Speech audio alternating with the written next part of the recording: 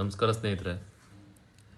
ಈಗಾಗಲೇ ನಿಮಗೆಲ್ಲರಿಗೂ ತಿಳಿದಿರೋ ಹಾಗೆ ನಮ್ಮ ಸೋಷಿಯಲ್ ಮೀಡಿಯಾದಲ್ಲಿ ಭಾರಿ ಚರ್ಚೆಗೆ ಒಳಗಾಗ್ತಿರುವಂಥ ವಿಷಯ ಧರ್ಮಸ್ಥಳ ಸರಣಿ ಕೊಲೆಗಳ ಪ್ರಕರಣ.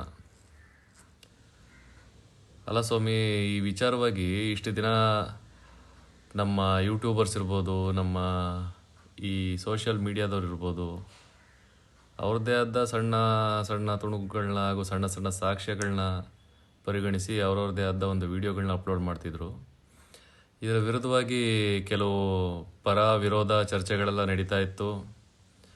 ಹಾಗೆ ಇದು ಸಮುದಾಯದ ವಿರುದ್ಧವಾಗಲ್ಲ, ಒಬ್ಬ ವ್ಯಕ್ತಿಯ ವಿರುದ್ಧವಾಗಲ್ಲ ಅಂತೇಳ್ಬಿಟ್ಟು ಅವರವರದೇ ಆದ ಚರ್ಚೆಗಳು, ಅವರವರದೇ ಆದ ರೀತಿಯ ಊಹಾಪೋಹಗಳು ಇದೇ ರೀತಿ ನಡೀತಾ ಬಂತು. ಆದರೆ ಒಂದು ಹಂತ ಅಂತ ಬಂದಾಗ, ಒಂದು ಫೈನಲ್ ಸ್ಟೇಜ್ ಅಂತ ಬಂದಾಗ ಎಲ್ಲರೂ ಕಾಯ್ತಾ ಇದ್ದಿದ್ದು ಒಂದು ಸಾಕ್ಷಿ. ಓಕೆ, ಆಗಿರ್ಬೋದು, ಈ ಥರ ಆಗಿರ್ಬೋದು, ಇದು ಇವ್ರಿಗೆ ಸಂಬಂಧ ಇಲ್ಲ, ಇದು ಅವ್ರಿಗೆ ಸಂಬಂಧ ಇಲ್ಲ, ಇದು ಯಾವುದೇ ರೀತಿಯಾದ ಒಂದು ಕ್ಷೇತ್ರದ ವಿರುದ್ಧವಾಗಲ್ಲ, ಯಾವುದೇ ರೀತಿಯಾದ ಒಂದು ಸಮುದಾಯದ ವಿರುದ್ಧವಾಗಲ್ಲ, ಅವನು ಬಂದು ಇದನ್ನು ಮಾತಾಡೋದು ಸರಿ ಇಲ್ಲ, ಇವನು ಬಂದು ಅದನ್ನು ಮಾತಾಡೋದು ಸರಿ ಇಲ್ಲ, ಪ್ರಕರಣ ಇತ್ತ, ಕೊಲೆ ಇತ್ತ, ನ್ಯಾಯದ ಮುಖಾಂತರ ಹೋಗಿ, ಕೋರ್ಟ್ ಇದೆ, ಕಾನೂನಿದೆ, ಕಾಯ್ದೆ ಇದೆ, ಈ ಥರ ಎಲ್ಲ ಪರ ವಿರೋಧ ಚರ್ಚೆಗಳೆಲ್ಲ ಆಯಿತು. ಆದರೆ ಇವಾಗ ಒಂದು ಜೀವಂತ ಸಾಕ್ಷಿ ನಮ್ಮ ಕಣ್ಮುಂದೆ ಇದೆ. ಆತ ತನಗೆ ಗೊತ್ತಿರುವಂಥ ವಿಚಾರ, ತಾನು ಮಾಡಿರುವಂಥ ಕೆಲಸಗಳು, ಹಾಗೂ ಇದನ್ನು ನನಗೆ ಯಾರು ಮಾಡೋಕ್ಕೆ ಹೇಳಿದ್ರು, ನಾನು ಏನೇನು ಮಾಡಿದ್ದೀನಿ, ಆ ಸರಣಿ ಕೊಲೆಗಳು ನಡೆದಂಥ ಎಲ್ಲ ಮೃತದೇಹಗಳನ್ನ ಊತಿತ್ತಂಟ ಜಾಗ ಪ್ರತಿಯೊಂದನ್ನು ನಾನು ತೋರಿಸ್ತೀನಿ ಅಂತ ಹೇಳ್ಬಿಟ್ಟು ಆಲ್ರೆಡಿ ಕೋರ್ಟಿಗೆ ಶರಣಾಗಿದ್ದಾರೆ, ಹಾಗೂ ತಮ್ಮ ಹೇಳಿಕೆನೂ ಕೊಟ್ಟಿದ್ದಾರೆ.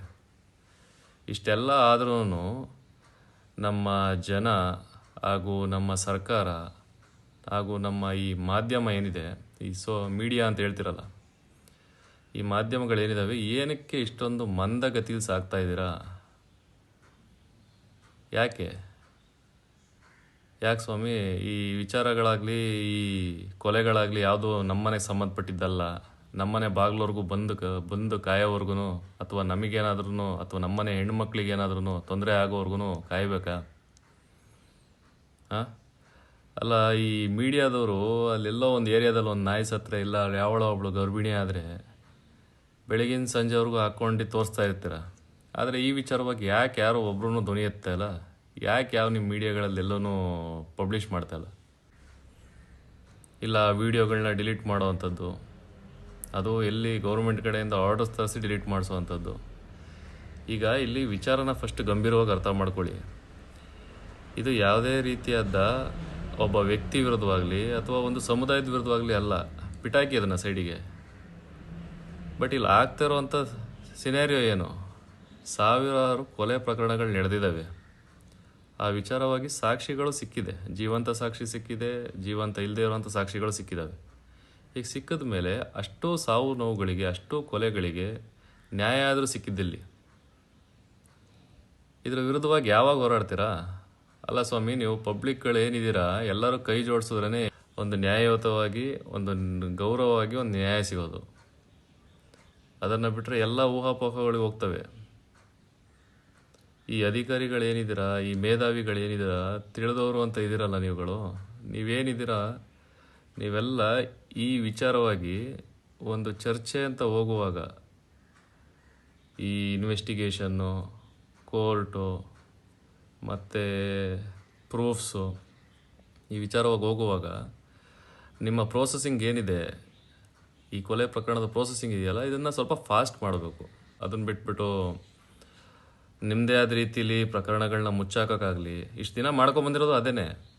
ಎಲ್ಲ ರೀತಿಯಾದ ಪ್ರಕರಣಗಳನ್ನೆಲ್ಲ ಮುಚ್ಚಾಕೊಂಡು ಬಂದಿರೋ ಹೊತ್ತಿಗೆ ಇವಾಗ ಸೌಜನ್ಯ ರೂಪದಲ್ಲಿ ಎಲ್ಲ ಆಚೆ ಬರ್ತಾ ಇದೆ. ವೇದವಲ್ಲಿ, ಪದ್ಮಲತಾ, ಆಕಾಂಕ್ಷ, ಸೌಜನ್ಯ, ನಾರಾಯಣ, ಯಮುನಾ, ಇವ್ರು ಯಾರೂ ನಮ್ಮ ಮನೆ ಮಕ್ಕಳು ಅಲ್ಲದೆ ಇರ್ಬೋದು, ನಮ್ಮ ಮನೆ ಹೆಣ್ಣು ಮಕ್ಕಳು ಅಲ್ಲದೆ ಇರ್ಬೋದು. ಬಟ್ ಆದರೆ ಇವ್ರುಗಳದೆಲ್ಲ ಕೊಲೆಗಳಾಗಿರೋದಂತೂ ನಿಜ. ಹೌದಾ?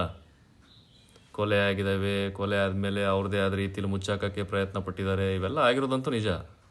ಅಂದಮೇಲೆ ಇದಕ್ಕೆಲ್ಲ ಶಿಕ್ಷೆ ಏನು? ಇದಕ್ಕೆಲ್ಲ ಕಾರಣ ಯಾರು? ಇದ್ರ ವಿರುದ್ಧವಾಗಿ ಯಾಕೆ ನಮ್ಮ ಸರ್ಕಾರ ಧ್ವನಿ ಎತ್ತಲ್ಲ? ಇದ್ರ ವಿರುದ್ಧವಾಗಿ ಯಾಕೆ ನಮ್ಮ ಸರ್ಕಾರ ಅಷ್ಟು ಪ್ರಕರಣ ಗಂಭೀರವಾಗಿ ತೊಗೊತಾ ಇಲ್ಲ? ಯಾಕೆ ನಿಮಗೆ ಈ ಒಂದು ಮಂದಗತಿಯಲ್ಲಿ ಸಾಕ್ತಿದ್ದೀರಾ? ಯಾಕೆ ನೀವು ಇದನ್ನ ಪ್ರೋಸೆಸ್ನ ಸ್ಲೋ ಯಾಕೆ ಮಾಡ್ತಾಯಿದ್ದೀರಾ? ಯಾಕೆ ಈ ವಿಚಾರವಾಗಿ ಎಲ್ಲಾದರೂ ಬಹಿರಂಗವಾಗಿ ಆಚೆ ಬಂತು ಅಂತಂದರೆ ನಿಮ್ಮ ಸರ್ಕಾರ ಬಿದ್ದೋಗುತ್ತೆ ಅನ್ನೋ ಭಯನ? ಇಲ್ಲ ಸೋಷಿಯಲ್ ಮೀಡಿಯಾದವರಿಗೆ ಈ ವಿಚಾರವಾಗಿ ಅಥವಾ ಈ ಕೊಲೆಗಳಿಗೆ ಸಂಬಂಧಪಟ್ಟಿರೋರ ವಿರುದ್ಧವಾಗಿ ಧ್ವನಿ ಎತ್ತೋದಕ್ಕೆ ನಿಮಗೇನಾದರೂ ಭಯನಾ? ನಮ್ಮಲ್ಲಿ ಇರುವಂಥ ಒಂದು ಕಳಕಳಿ ಮನವಿ ಏನು ಅಂತಂದರೆ, ದಯವಿಟ್ಟು ಈ ಪ್ರಕರಣಕ್ಕೆ ಸಿಕ್ಕಿರುವಂಥ ಜೀವಂತ ಸಾಕ್ಷಿನೂ ನಾಶ ಆಗಿಬಿಡಬೇಡಿ. ಅರ್ಥ ಆಯ್ತಾ? ಜೀವಂತ ಸಾಕ್ಷಿ ಅಂತ ಒಂದು ಸಿಕ್ಕಿದೆಯಲ್ಲ, ಅದನ್ನು ಏನಾದರೂ ಆಗಿ ನಾಶ ಆಗಿಬಿಡಬೇಡಿ. ಅಷ್ಟರೊಳಗಡೆ ಇದಕ್ಕೆ ಸಂಬಂಧಪಟ್ಟಿರೋರಿಗೆ ಅದಕ್ಕೆ ತಕ್ಕನಾದ ಶಿಕ್ಷೆ, ಅದಕ್ಕೆ ತಕ್ಕನಾದ ಪರಿಣಾಮ ಎದುರಿಸ್ಬೇಕು ಅವರು. ಇದ್ರ ವಿರುದ್ಧವಾಗಿ ಕ್ರಮ ತಗೊಳ್ಳಿ. ಇದಕ್ಕೆ ಎಲ್ಲ ಫೈನಲ್ ಆಗಿ ಉಳಿಯೋದೊಂದೇ ಪಬ್ಲಿಕ್ ಸಪೋರ್ಟು.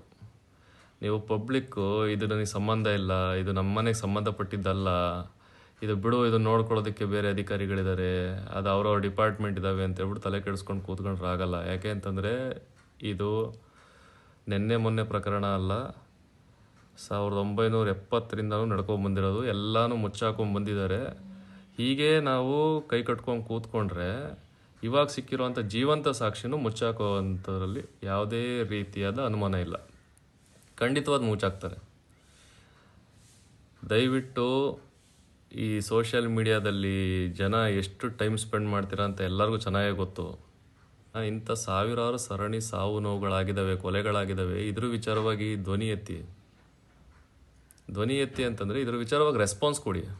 ಯಾರೋ ಒಬ್ಬ ಏನೋ ಒಂದು ಮಾಡ್ತಿದ್ದಾನೆ, ಈಗ ಯಾರೋ ಒಬ್ಬ ಅದ್ರ ವಿರುದ್ಧವಾಗಿ ಮಾತಾಡ್ತಿದ್ದಾನೆ, ಅವನಿಗೆ ಅಷ್ಟೋ ಇಷ್ಟೋ ಸಾಕ್ಷಿಗಳು ಸಿಕ್ಕಿದೆ, ನಮ್ಮ ಸರ್ಕಾರಕ್ಕೆ ಸಾಕ್ಷಿಗಳು ಸಿಕ್ಕಿದೆ ಅಂತಂದಾಗ ಅದಕ್ಕೆ ಪಬ್ಲಿಕ್ ಸಪೋರ್ಟ್ ಬೇಕು. Public support in the sense ನೀವು ಅದಕ್ಕೆ ರೆಸ್ಪಾನ್ಸ್ ಮಾಡೋದಾಗಲೇ ಬಿಡು ಇದು ನನಗೆ ಸಂಬಂಧಪಟ್ಟಿಲ್ಲ ಅಂತೇಳ್ಬಿಟ್ಟು ಡೈಲಿ ಹಿಂಗೆ ವೀಡಿಯೋಸ್ಗಳು ನೋಡ್ತಿರಲ್ಲ, ಆ ಥರ ಸ್ಕ್ರಾಲ್ ಮಾಡ್ಕೊಂಡು ಹೋಗೋದಲ್ಲ. ಆ ವಿಚಾರವಾಗಿ ನಿಮ್ಮದಾದ ಅಭಿಪ್ರಾಯಗಳು ಹಾಕಬೇಕು, ನಿಮ್ಮದೇ ಆದ ಕಮೆಂಟ್ಸ್ಗಳು ಹಾಕಿ, ನಿಮ್ಮದೇ ಆದ ಶೇರ್ಗಳು ಮಾಡಿ, ನಿಮಗೆ ತಿಳಿದಿರುವಂಥ ಮೇಲಧಿಕಾರಿಗಳಿಗೆ ಫಾರ್ವರ್ಡ್ ಮಾಡಿ. ಈ ರೀತಿ ಒಂದು ಯೂನಿಟಿ, ಒಗ್ಗಟ್ಟಿನಲ್ಲಿ ನಡೆದ್ರೇ ಯಾವುದೇ ಆದ ಸಾವು ನೋವಾಗಲಿ, ಯಾವುದೇ ಆದ ಅನ್ಯಾಯಗಳಿಗಾಗಲಿ ಒಂದು ಉತ್ತರ ಸಿಗೋಕ್ಕೆ ಸಾಧ್ಯ. ಈ ನಮ್ಮ ಯೂಟ್ಯೂಬರ್ಸ್ ಇರ್ಬೋದು, ಬೇರೆಯವ್ರು ಇರ್ಬೋದು, ಅವ್ರುಗಳಿಗಿರುವಂಥ ಒಂದು ಮಿನಿಮಮ್ ಕಿಂಚಿತ್ತು ಕಾಳಜಿನೂ ನಮ್ಮ ಈ ಮಾಧ್ಯಮದವ್ರಿಗಿಲ್ಲ. ಆಗ್ತಾರೆ, ಹಿಂಗಾಯ್ತಂತೆ ಹೋಯ್ತಂತೆ ಅಷ್ಟೇ, ಮುಗೀತು. ಅದಾದಮೇಲೆ ಅದ್ರ ವಿಚಾರವಾಗಿ ಏನೂ ಇಲ್ಲವೇ ಇಲ್ಲ. ಅದೇ ಒಂದು ಸೆಲೆಬ್ರಿಟಿ ಇನ್ನೆಲ್ಲ ಹೋದ, ಅದೇ ಇಲ್ಲಿ ಯಾವುದೋ ಒಂದು ಅದೇ ಹೇಳಿದ್ನಲ್ಲ ಅವಾಗಲೇ, ಏರಿಯಾದಲ್ಲಿ ನಾಯಿ ಸತ್ತು ಬಿದ್ದಿದ್ರೆ, ಈ ನಾಯಿ ಯಾಕೆ ಸತ್ತೋಯ್ತು, ಅದಕ್ಕೆ ರೇಬೀಸ್ ಬಂದಿತ್ತ, ಆ ನಾಯಿ ಜೀವಂತವಾಗಿದ್ದರೆ ಇನ್ನೆಷ್ಟು ಜನ ಇದು ಮಾಡ್ತಿದ್ದು, ಇನ್ನೆಷ್ಟು ಮಕ್ಕಳಿಗೆ ಕಚ್ತಾ ಇತ್ತು, ಆ ಏರಿಯಾದಲ್ಲಿ ಎಷ್ಟು ವಾತಾವರಣ ಹಾಳಾಗ್ತಿತ್ತು, ಅದಕ್ಕೆ BBMP ಅವ್ರು ಏನು ಬಂದರು, ಇದನ್ನೆಲ್ಲ ತೋರಿಸ್ತಾರೆ. ಅದೇ ಇಲ್ಲಿ ಒಂದು ಕೊಲೆಗಳು, ಇಷ್ಟು ಸಾವಿರಾರು ಕೊಲೆಗಳಾಗಿದ್ದಾವೆ, ಅದನ್ನೆಲ್ಲ ಮುಚ್ಚಾಕುವಂಥ ಪ್ರಯತ್ನ ನಡೆದಿದೆ. ಈಗ ಅದು ಬಹಿರಂಗವಾಗಿ ಆಚೆ ಬರ್ತಿರುವಾಗ ಯಾರೂ ಧ್ವನಿ ಎತ್ತಲ್ಲ. ಇಂಥ ಸಮಾಜದಲ್ಲಿ ನಾವು ಬದುಕುವಾಗ ಇದಕ್ಕೆ ನಮ್ಮ ಪಬ್ಲಿಕ್, ನಮ್ಮ ಸಾಮಾನ್ಯ ಜನತೆ ಏನಿದೆ, ನಾವೇ ಎಚ್ಚೆತ್ಕೊಳ್ಬೇಕು.